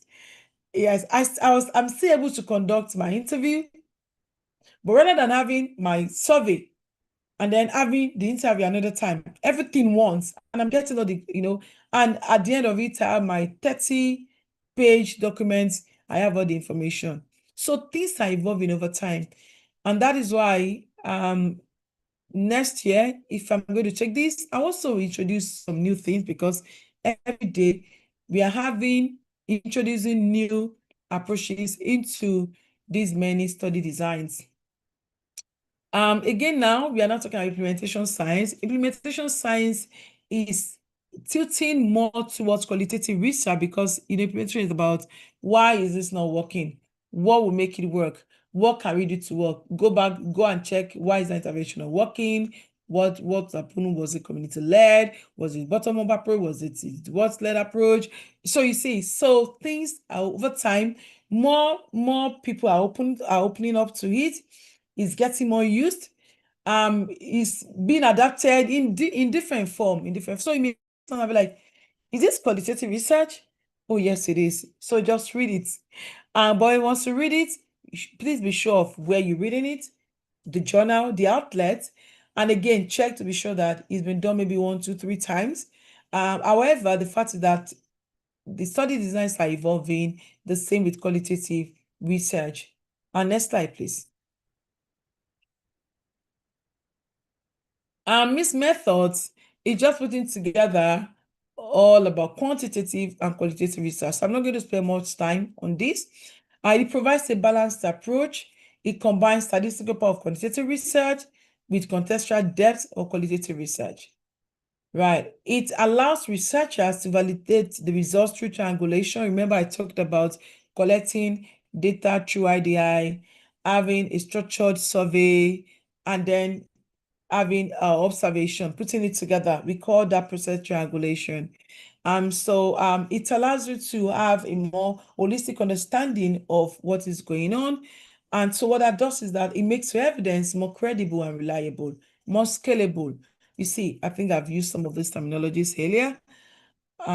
Please note your questions. We are getting to the end. And types of mixed method design. So I just want you to note this. So the first is we have convergent or triangulation design.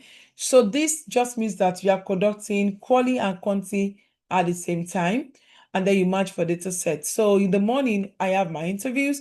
I have my questionnaires. I ask, go to the community, conduct my surveys, and I ask them, please, will you be, please, are you interested? Could you spare 1 hour to join a focus group, a discussion group, and maybe by 4 p.m. at a barless, or at the marketplace, or in that store, wherever I want them to be. Okay, yes. And then while I'm having that interview, another team is also in another community conducting surveys. So at the same time, we are having both data collected. Then explanatory just talks about you collect quantitative first before qualitative. So for systems training for implementation science, actually they do a lot of exploratory. They do also explanatory before. And so you first want to go check the numbers. So this intervention, how many people have used it? So what are the numbers? You go to the system, you want to check the files, the records. Then you also want to go to community. You want to talk to the providers. In the past 1 month, how many times have you called, into the community for this? You want to go to this. How many vaccines have been taken? Okay, this with the records. You see, so you get the numbers. Then you now from the numbers. So why is this like this? Why are people not taking this vaccine? For example, for child immunization, why mothers not going for after polio vaccine, they are missing the 6 weeks, they are missing the 12 weeks vaccination schedule. Why are they missing it? I already have my numbers. So because I noticed a gap from the 6th week to 12th week, then I asked the question. So after the polio vaccine, why did you is your child vaccinated? Oh, how many vaccine have a child collected? Can you remember the name? Oh, I can't remember. Oh, polio, that one. Oh, yes. Oh, that one at 12 weeks. Did your child get it? Okay. Oh, do you know people that are not getting it? In the FGD, you see. So because from that numbers, I can derive my questions. So explanatory, I first get my numbers before I then design my qualitative. Then exploratory is you just switch. Explore, remember, explore is quality. You first do the quality, then you investigate the phenomenon, and then you then go back to verify with quantitative data. That's all. That's just the three different approaches of mixed methods study design. When do you use it? Like I mentioned, when your research questions are too complex for a single method, you want to understand, you want to get a more nuanced perspective. When you cannot fully address a research problem, using only qualitative or quantitative methods, for example, you want to assess a new health intervention. So you're going to going to combine qualitative insights from participant experiences, those who have been introduced to that intervention, and versus quantitative numbers, measures of the program's effectiveness, right?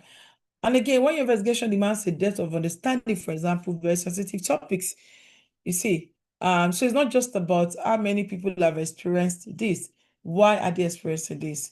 What are the factors, contributing to people doing what they are doing? Even though they know it's harmful, even though they know that it's not bringing positive outcomes, but while still doing that, right?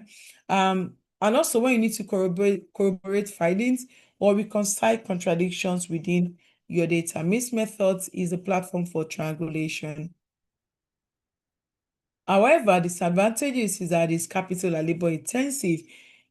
Remember I mentioned qualitative is labor intensive, it could be overwhelming. Now imagine having quantity and quality. It's the same, right? So it could be capital intensive because you need experts in quantitative, you need experts in qualitative. So mixed method requires multidisciplinary teams. And of course, getting experts are very costly. And again, coordination also could seem a bit complex. And also, it's also time consuming data collection. This one versus this one, then the two, you match the two, it's time consuming. And also, importantly, analysis and interpretation of the data set, of the generated data.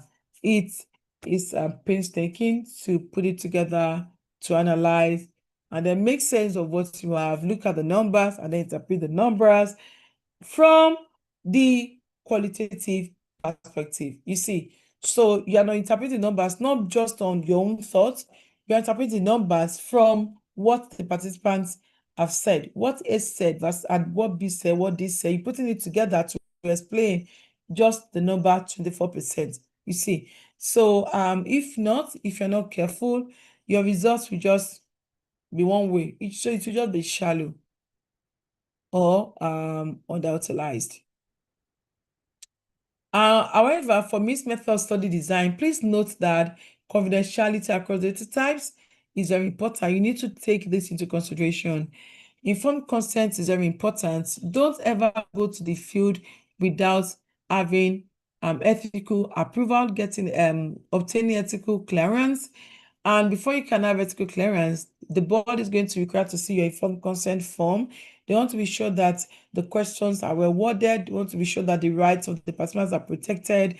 And they want, especially for sensitive topics, they want to see how you even word, your question, such that it will not bring back old, painful memories. And again, they want to be sure that you have supports available, readily available, for participants to access in case they are having a recall that could be mentally that could negatively impact their mental health.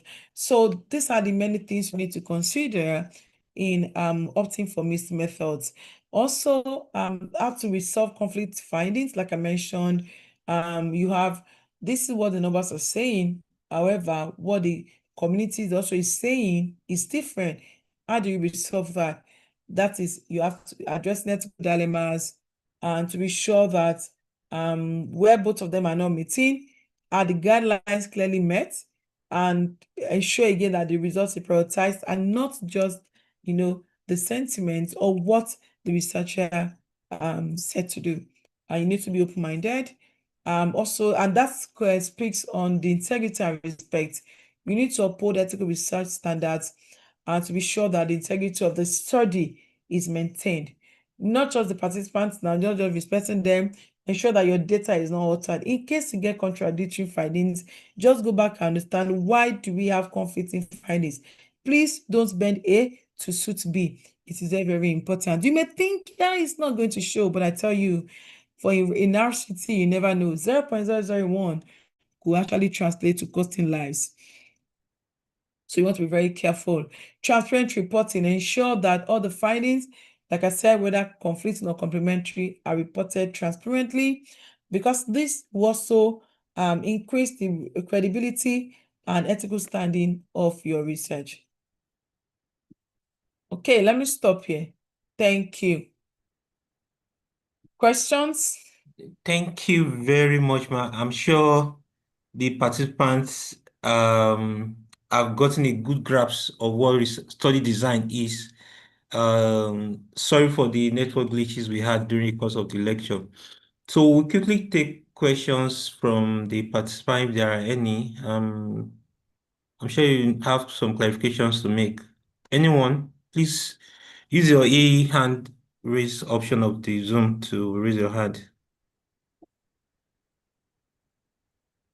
I'm not seeing any. Are you guys overwhelmed with the details that have been bestowed on you, or you got it very clear? Hello? Okay. Let me check the chat box if there are any.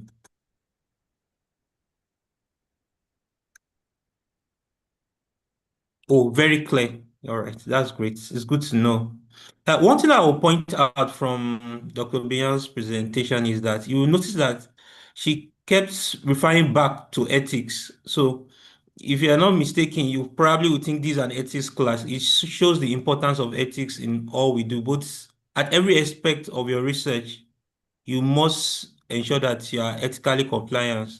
And you see how she kept emphasizing the ethics of research in all that she spoke to. If we don't have any question, as you must have seen in the slide, you already have questions from Dr. Obiyan, which already has a clear timeline of your response. I Yes, think we that's the can give you assignment. back. Yes. The assignment, I think, is also clear. Yes. Okay, let me bring it back to this page. Yeah, but before that, if no one is asking me question, I think I'm also Yeah. going to ask the question. Oh, great. Yeah, so I I'm going already to informed them earlier. I'm going to ask the question. So please permit me. And I want you to please just be clear. Any one of you could answer. I'm not going to call except no one is talking. So imagine WHO calls you to come and review proposal. Right. And so the proposal is on a large cross-sectional survey. Let me put this here. Let me put the question in the chat. I just want them to think and respond, and then we can close it there. Chat.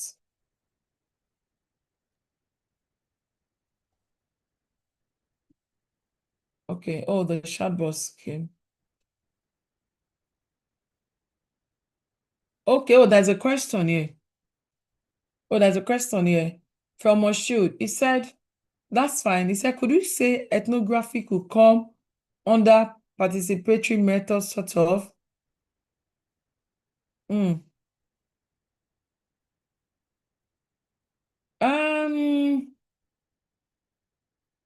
Yeah.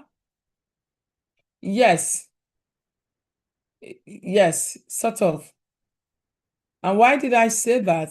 It's because remember that ethnography, the researcher is the one immersing himself or herself in the study, right? The researcher is going to that particular community, and most times they will even live within it. So they are closely engaging with the community to understand their culture, their system, and participatory. So, and practices, rather. So is it participatory on the part of the researcher? Yes. On the part of the participant, no, because most times they will even know that you are there, you are conducting a study. For example, I want to understand female genital mutilation in a particular community, and it's really bad, right? And I may go there to say I'm a school teacher. You see, I'm actually there for a study. So yes, so I'm fully involved. I'm fully involved in it. So it could, depending on how you want to say it. So it also depends on the question. It depends on how the context.